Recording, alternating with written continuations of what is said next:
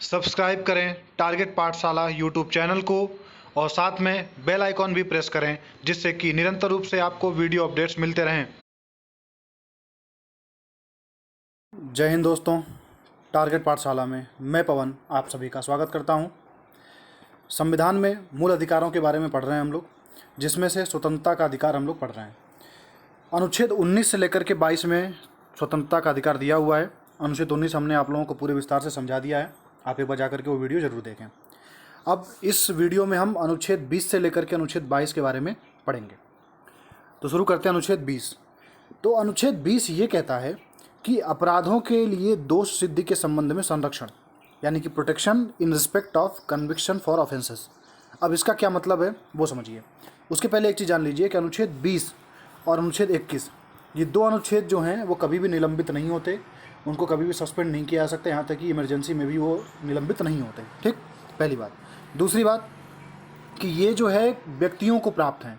व्यक्तियों से आशा मेरा ये है कि यहाँ पे नागरिक शब्द यूज नहीं किया गया है, यहाँ पे व्यक्ति शब्द यूज किया गया है। और व्यक्ति शब्द यूज होने का मतलब ये है कि वो नागरिकों और साथ में जो नागरिक नहीं है उनको, और यहाँ तक कि जो विधिक व्यक्तित्व हैं उनको, उनके ऊपर भी ये नियम लागू होता है, उनके लिए भी ये संरक्षण प्राप्त है। मतलब इन तीनों में से कोई भी व्यक्ति जो है इनके लिए संरक्षण मांग सकता है या ले सकता है। ठीक, तो आप देखते हैं इसमें क्या है।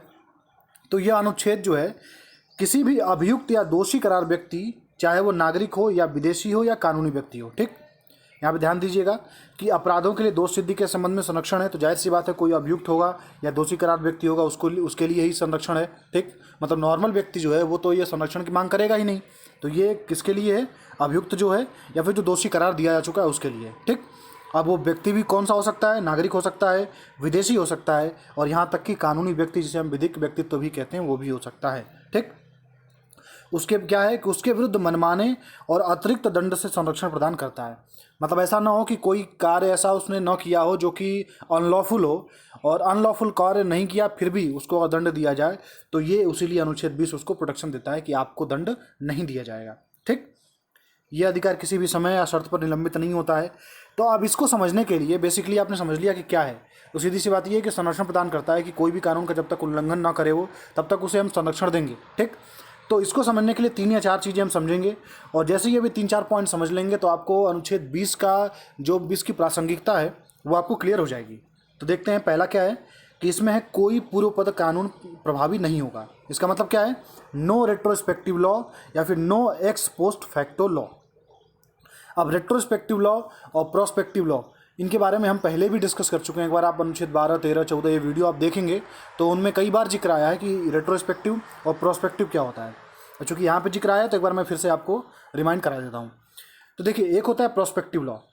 प्रोस्पेक्टिव लॉ होता है भावी प्रवर्तन का सिद्धांत। ठीक, इसमें क्या होता है कि आज मान लीजिए आज के डेट में कोई कानून पास किया गया, कोई अधिनियम बना, तो वो कानून जो है आज से या आज के बाद से लागू किया जाएगा। मतलब उस कानून के अनुसार जिस व्यक्ति ने कोई गलत काम किया है या जो भी हो, तो आज से आज के बाद से ही उसके अनुसार दंड या उसके अनुसार कन्विक्शन किया जाएगा। ठीक, लेकिन अगर हम बात करें रेट्रोस्पेक्टिव लॉ की, यानी कि पूर्व पद कानून की, तो उसका मतलब ये होता है कि कानून हमने आज बना दिया, लेकिन आज से पहले, आज प्रभावी भले कानून हो गया लेकिन हम उसको बोलेंगे कि इसको रेट्रोस्पेक्टिव इफेक्ट दिया जाता है। इसका मतलब कि कानून भले ही आज पास हुआ, लेकिन अगर भूतकाल में भी किसी ने उस कानून के हिसाब से कोई गलतियां की होंगी तो इसी कानून के अनुसार दंड दिया जाएगा। ठीक, तो ये होता है रेट्रोस्पेक्टिव लॉ। तो सुप्रीम कोर्ट ने व्यवस्था दी है कि जो क्रिमिनल लॉज बनेंगे, क्रिमिनल कानून जो बनेंगे, उनमें रेट्रोस्पेक्टिव इफेक्ट नहीं दिया जा सकता। ठीक, तो ये सबसे बड़ी बात है कि रेट्रोस्पेक्टिव इफेक्ट नहीं दिया जा सकता। हाँ, लेकिन सिविल सूट हैं उनमें रेट्रोस्पेक्टिव इफेक्ट दिया जाता है। उसका सबसे बड़ा एग्जांपल मैं आपको 2 एग्जांपल दूंगा। पहला है शाहबानो केस, जिसमें सुप्रीम कोर्ट ने निर्णय दिया था कि जो मेहर की रकम वगैरह होती है वो उसके पति को बोला गया था कि आपको देनी पड़ेगी शाहबानो को। लेकिन बाद में राजीव गांधी ने क्या किया, कानून बनाया और उस कानून को रेट्रोस्पेक्टिव इफेक्ट दिया कि ये कानून पहले से लागू, भूतकाल से लागू कर दिया, और इस कारण से शाहबानो को वो हर्जाने की रकम नहीं प्राप्त हो सकी। तो सुप्रीम कोर्ट का फैसला यहाँ पर पलट गया था। ठीक, उसके बाद दूसरा एक कानून अभी बना निर्भया केस में, जिसमें जुवेनाइल जस्टिस बोर्ड को लेकर के बातें हुई थी कि किस व्यक्ति को जुवेनाइल माना जाए।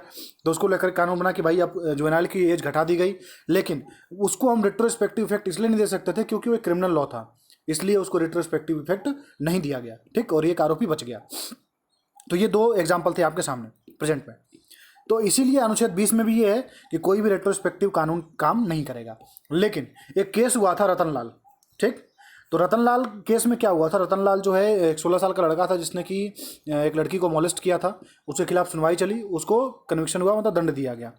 लेकिन उसके बाद फिर एक कानून बनता है, उस कानून के अनुसार जो ये नियम बनाया गया, ऑफेंडर एक्ट था, उसके अनुसार नियम ये बनाया गया कि 21 साल से कम का अगर कोई व्यक्ति है और कोई अपराध करता है तो उसको जेल नहीं भेजा जाएगा, जबकि सुधार गृह वगैरह की बात की गई थी उसमें भेजा जाएगा, ठीक।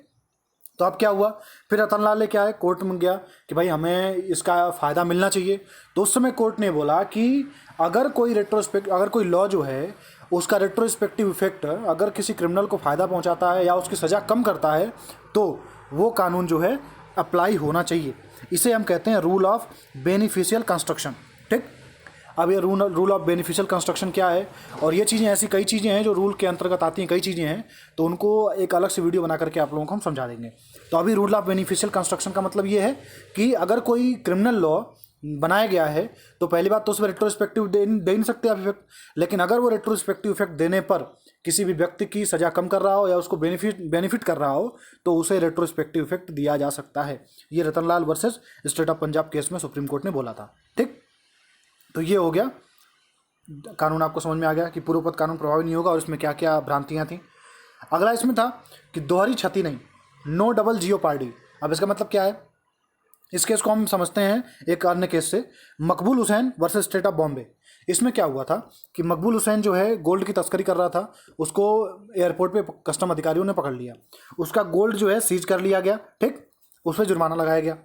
बाद में फिर उसी केस में उसके खिलाफ न्यायालयीन सुनवाई चली, न्यायालय में मुकदमा चला, तो उसने अनुच्छेद 20 के तहत प्रोटेक्शन लेने की कोशिश की कि इसमें अनुच्छेद 20 में साफ साफ बातें दी गई हैं कि दोहरी क्षति नहीं दी जा सकती। तो मेरा गोल्ड सीज हो चुका है, मुझ पर जुर्माना भी लगाया जा चुका है, तो फिर दोबारा मुझ पर जांच या दोबारा मुझ पर कार्रवाई करने का क्या औचित्य है।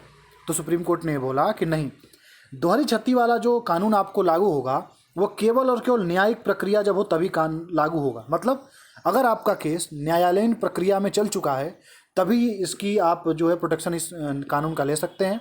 अगर प्रशासनिक व्यवस्था के अंतर्गत आपको दंड दिया गया हो, ठीक, तो आप इस व्यवस्था का फ़ायदा नहीं उठा सकते।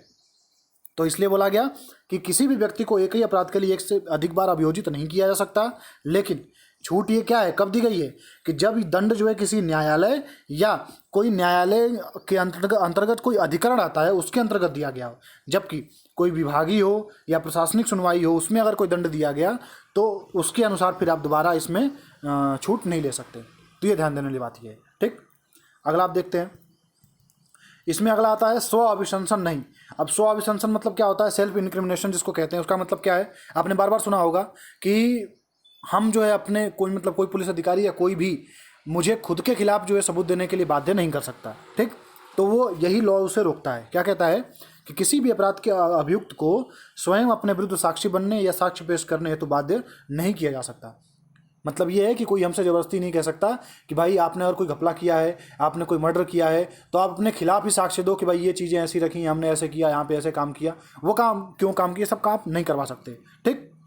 लेकिन इसमें से कुछ चीज़ें अपवाद के स्वरूप बाहर की गई हैं, जैसे हस्तलिपि नमूना, अंगुली चिन्ह का मिलान के लिए नमूना देना, रक्त की जांच करवाना, डीएनए टेस्ट वगैरह, या अगर मान लीजिए किसी हथियार से अगर किसी ने किसी को मारा है तो वो हथियार उसने कहाँ पर फेंका या कहाँ पर छुपाया है, इसको अगर बताता है वो, तो बाद में ये नहीं कह सकता हो कि भाई स्व अभिशंसन नहीं या नो सेल्फ इनक्रिमिनेशन है तो उसको हम अपने अंतर्गत ले नहीं सकते या उसको एग्जिबिट रूप में स्वीकार नहीं कर सकते, तो वो मना नहीं कर सकता।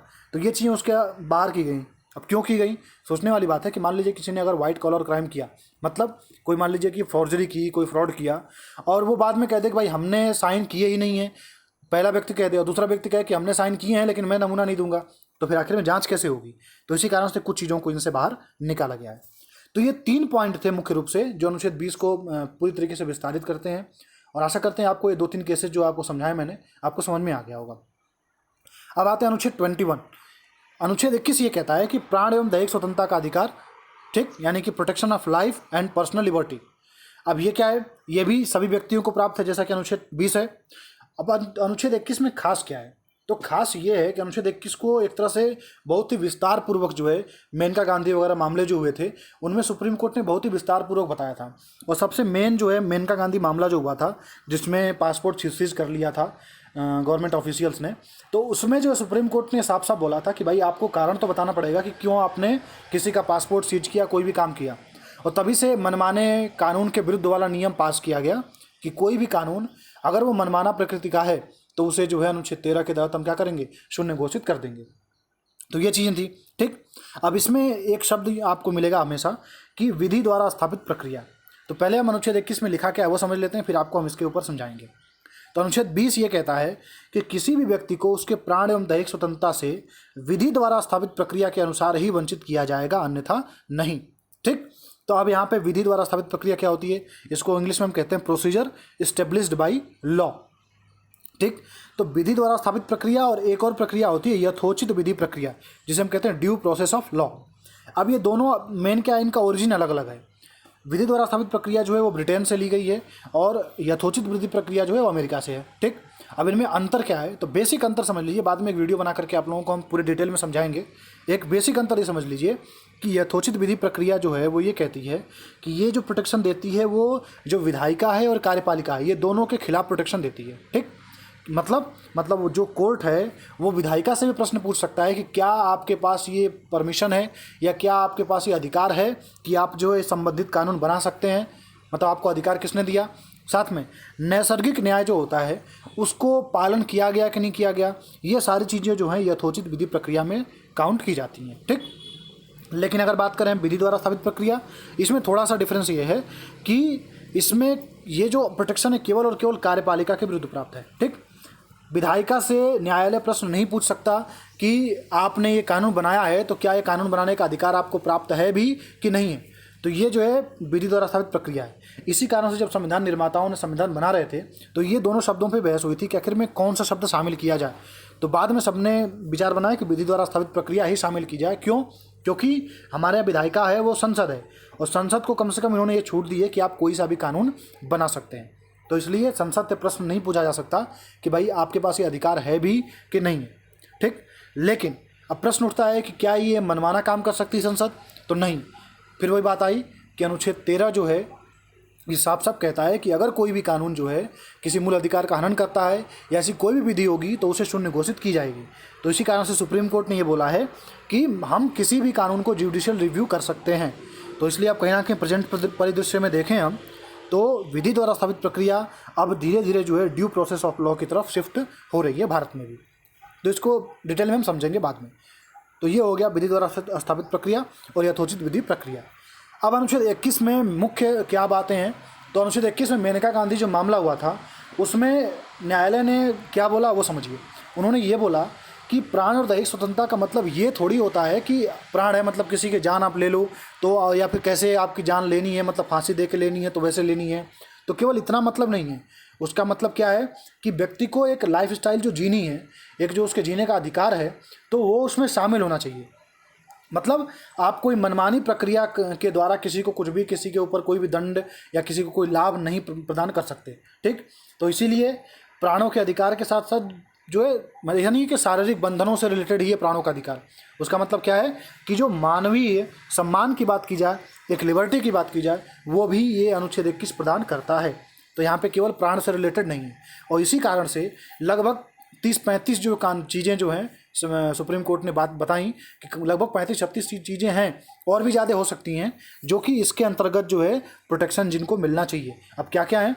सबसे बड़ी बात स्वच्छ पर्यावरण, ये भी अधिकार है हर व्यक्ति का, स्वच्छ पर्यावरण हो, स्वच्छ हवा में सांस ले सके वो। साथ में जीवन रक्षा का अधिकार हो गया, राइट टू प्राइवेसी, आपने बार बार सुना होगा, निजता का उल्लंघन नहीं कर सकता कोई भी, ये भी अधिकार दिया गया है। साथ में स्वास्थ्य का अधिकार भी दिया गया है, यहाँ तक कि 14 वर्ष तक के बच्चों को निःशुल्क शिक्षा देना, उसकी भी बात की गई है। ठीक, और जो निःशुल्क विधिक सहायता बात की गई थी उसकी भी बात इसी में की गई है।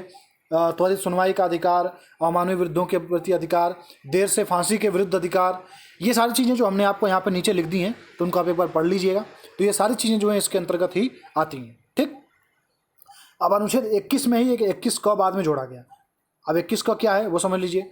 तो इसमें बेसिकली जो एक संविधान संशोधन आया था, 86वां संविधान संशोधन, इसके द्वारा टोटल 3 जगह चेंजिंग किए गए। एक तो 21 का जोड़ा गया, एक अनुच्छेद 45 के विषय वस्तु में चेंजिंग किए गए, ठीक, और एक 51 का जोड़ा गया। अब ये समझते हैं जरा कि इसमें क्या क्या चीज़ें हैं, अब इसको देखते हैं। तो इस तरह जो है 86वें संविधान संशोधन द्वारा चेंजिंग किए गए 3 जगह। कहाँ कहाँ? 21 का, अनुच्छेद 21 का को जोड़ा गया। अनुच्छेद 45 में जो पहले टेक्स्ट दिया गया था उस टेक्स्ट को चेंज किया गया, क्योंकि उसमें कुछ टेस्ट ऐसे थे जो 14 साल तक के बच्चों को जो है अलग तरीके से प्रतिबंधित करते थे, तो उनको अब 6 से 14 साल जो है जोड़ा गया है, ठीक। क्योंकि अब वो जो टेक्स्ट है वो ये है कि राज्य सभी बच्चों को 14 वर्ष की आयु पूरी करने तक निःशुल्क एवं अनिवार्य शिक्षा देने के लिए उपबंध करने का प्रयास करेगा। तो अनुच्छेद 45 के यहाँ है वो है हमारे जो नीति निर्देशक तत्व हैं राज्य के, उनमें दिया गया है। और साथ में जो 11वां मूल कर्तव्य जो बाद में जोड़ा गया, उसमें भी यही बात कही गई कि 6 से 14 वर्ष के बच्चों को जो अनिवार्य शिक्षा उपलब्ध कराए जाने का जो है सबका एक दायित्व होगा। तो ये 3 जगह चेंजेस किए गए, ठीक। तो अब इसमें बात आती है कि भाई इसमें क्या जो व्यावसायिक शिक्षा है या क्या उच्च शिक्षा है वो भी शामिल है क्या? तो नहीं, इसमें केवल प्राइमरी एजुकेशन जो है उसकी बात की गई, यानी मूल शिक्षा जो है उसकी बात की गई, प्राइमरी एजुकेशन की बात की गई है। और इसी के तारतम्य में संसद ने जो है फिर बाद में जो कानून बनाए, और कानून में क्या है कि एक तो right of children to free and compulsory education act जो पारित के 2009 में, जिसे हम RTE simply right to education भी कह लेते हैं, वो आया, ठीक। और भी कई चेंजेस किए जिससे कि बच्चों को जो निःशुल्क शिक्षा प्राप्त हो सके। तो ये हो गया अनुच्छेद 21। अब अनुच्छेद 22 में देखते हैं क्या है कि अनुच्छेद 22 ये कहता है कि गिरफ्तारी और निरोध से संरक्षण, मतलब डिटेंशन, आप डिटेंशन करते हैं, किसी को पकड़ के अपने अंदर रखते हैं, तो उसके बारे में कुछ संरक्षण की बात की गई है। तो अब अनुच्छेद 22 पढ़ाने से पहले हम 2 बातें आप लोगों को बता दें कि अनुच्छेद 22 में पहली बात तो 2 भाग हैं। कौन कौन से भाग? एक तो वो है कि जब व्यक्ति ने अपराध कर लिया हो उसके बाद अगर उसकी गिरफ्तारी की जाती हो, जिसको हम कहते हैं क्या, प्यूनिटिव, यानी दंड विषयक कानून, ठीक, प्यूनिटिव जैसे यहाँ पे नीचे लिखा हुआ है। और एक होता है कि व्यक्ति ने अभी कोई कार्य किया नहीं हो जो कि गलत हो, मतलब कोई आपराधिक कार्य नहीं किया और लेकिन ये राज्य को या किसी गवर्नमेंट ऑफिशियल को ये शक हो जाता है कि यह व्यक्ति गलत काम करने वाला है, तो वो काम करने से पहले ही रोकने के लिए उसे हम क्या करते हैं, अपने अंडर में कैच करके रख लेते हैं। तो वो होता है प्रिवेंटिव डिटेंशन, ठीक, उसे हम कहते हैं निवारक निरोध संबंधी। तो ये 2 प्रक्रियाएं दी गई अनुच्छेद 22 में। तो अनुच्छेद 22 की जो दूसरी है निवारक निरोध वाली, उसके बारे में हमने आप लोगों को जो NSA में पढ़ाया था, आप लोगों को नेशनल सिक्योरिटी एक्ट यानी कि रासुका, इसके बारे में आप लोगों को मैंने बताया था। आपको मैंने लिंक जो है मैं डिस्क्रिप्शन में दे दूंगा, तो वहाँ जाकर के आप इसके बारे में क्या क्या प्रावधान किए गए हैं, साथ में यहाँ जो गजट नोटिफिकेशन है उसको लेकर के मैंने आप लोगों को पूरी बातें समझाई हैं कि इसमें क्या क्या चीज़ें हैं, क्या क्या व्यक्तियों को अधिकार प्रदान किए गए हैं, और साथ में क्या क्या ऐसा खास है जो कि प्रिवेंटिव डिटेंशन जो है बहुत ही खास बनाता है अपने आप में। और उसी प्रिवेंटिव डिटेंशन को लेकर के हमने बाद में कानून बनाया NSA, जो अभी भी लागू है। तो ये बात आप वहाँ जाकर के समझ सकते हैं, तो मैं रिपीट नहीं करूँगा। मैं आप लोगों को सिर्फ यहाँ पर बताऊँगा जो पहला भाग है इसका, यानी साधारण कानूनी मामला जो कहते हैं, जिसे हम कहते हैं प्यूनिटिव लॉ यानी दंड विषयक, जिसमें व्यक्ति ने अपराध कर लिया हो तब क्या होगा। तो उसमें क्या है, ये जो बात की गई, ये जो प्रथम भाग वाले यानी कि साधारण कानून वाला, ये किसको प्राप्त है? तो ये पहली बात तो ये विदेशी व्यक्तियों को प्राप्त नहीं है, और साथ में जो निवारक निरोध के चक्कर में जिनको हम कैप्चर कर रहे हैं, जिनको हम डिटेंट कर रहे हैं, तो उनको भी ये जो नीचे हम पढ़ेंगे सुविधाएं उनको प्राप्त नहीं है। अब क्या क्या है कि जो भी व्यक्ति गिरफ्तार किया जाएगा उसको पहले तो गिरफ्तारी का आधार बताया जाएगा कि भाई किस लिए आपको गिरफ्तार किया गया है, मतलब आपने ऐसा क्या काम किया, ऐसा क्या गलत काम किया है कि आपको गिरफ्तार किया जा रहा है। साथ में गिरफ्तार करने के बाद उसको विधिक व्यवसाय यानी कि हम वकील कहेंगे जिसको, तो उससे सलाह लेने का पूरा अधिकार होगा। और यहाँ तक कि अगर मान लीजिए कि वो इतना गरीब है या किसी भी कारण से अगर उसके पास खुद का वकील नहीं कर पाता है, तो उसे कानून अपना एक वकील प्रदान करेगा। साथ में दंडाधिकारी जो होगा, मजिस्ट्रेट जो होता है, उसके सम्मुख उसे 24 घंटे के अंदर प्रस्तुत करना होता है। अब बात आती है 24 घंटे की। अब मान लीजिए किसी की गिरफ्तारी केरल में हुई और उसे उत्तर प्रदेश में पेश करना है दंडाधिकारी के समक्ष, ठीक, तो क्या 24 घंटे में तो उत्तर प्रदेश पहुंच ही नहीं पाएगा उसे। तो इसका मतलब क्या है कि जो 24 घंटे की डेडलाइन दी गई है, डेडलाइन जो है ये, इसमें से जो यात्रा का समय जो होता है उन समयों को हम घटा देते हैं। मतलब डिटेंट कितने टाइम से किया आपने, उसमें यात्रा कितना, मान लीजिए कि 24 घंटे में अगर आपने किसी को ला रहे हैं और 22 घंटे यात्रा कर ली, तो ये नहीं है केवल 2 घंटे आपके पास बचे हैं, वो 22 घंटे काउंट ही नहीं होंगे। जब आप यात्रा करके पहुंच गए जहां पर, तो वहां से पहुंचने के बाद फिर कितना समय आपको लगा कि भाई आप जो है अब मजिस्ट्रेट के सामने पेश करेंगे। तो 24 घंटे लगभग 1 दिन जो है आप अपने पास रख सकते हैं, उसके बाद आपको पेश करना ही होगा। और नहीं करा आपने तो फिर अनुच्छेद 32 हम पढ़ेंगे, उसमें आपको हम समझाएंगे कि उसके खिलाफ फिर जो है ये रिट जारी होती है, सुप्रीम कोर्ट रिट जारी करता है कि भैया उसे आपको छोड़ना पड़ेगा। ठीक, तो इस तरह से इसमें मुफ्त वकील वगैरह सारी चीज़ें हैं। और द्वितीय भाग जो इसका मैंने आप लोगों को पहले ही बोला अभी कि ये चीज़ें आपको मैंने एनएसए के बारे में जो एक पढ़ाया है उसमें आपको सारी चीज़ें बताएंगे। और जो एनएसए में चीज़ें हैं वो सेम टू सेम ये निवारक निरोध वाले कानून में लागू होती हैं। तो एक बार आप जा करके देखिएगा, मैं ऊपर आई बटन भी आ रहा होगा, तो आई बटन पर क्लिक करके आप जा करके वहाँ पर देख सकते हैं। और साथ में आप लोगों को जो है अगर कुछ भी इससे दिक्कत हो तो एक बार आप मुझे ज़रूर बताइएगा कमेंट लिख करके, मैं आपको वो दुविधा आपकी सॉल्व करूँगा। नोट्स प्राप्त करने के लिए जो मेरा टेलीग्राम चैनल टारगेट पाठशाला, वहाँ पे जाकर के आप वहाँ पे आपको लिंक मिल जाएगी और वो डाउनलोड कर सकते हैं। वीडियो को लाइक करें, सब्सक्राइब करें चैनल को, और साथ में से शेयर भी करें जिससे कि अधिक से अधिक लोग इससे जुड़ सकें। मिलते हैं आपसे अगले वीडियो में, तब तक के लिए जय हिंद।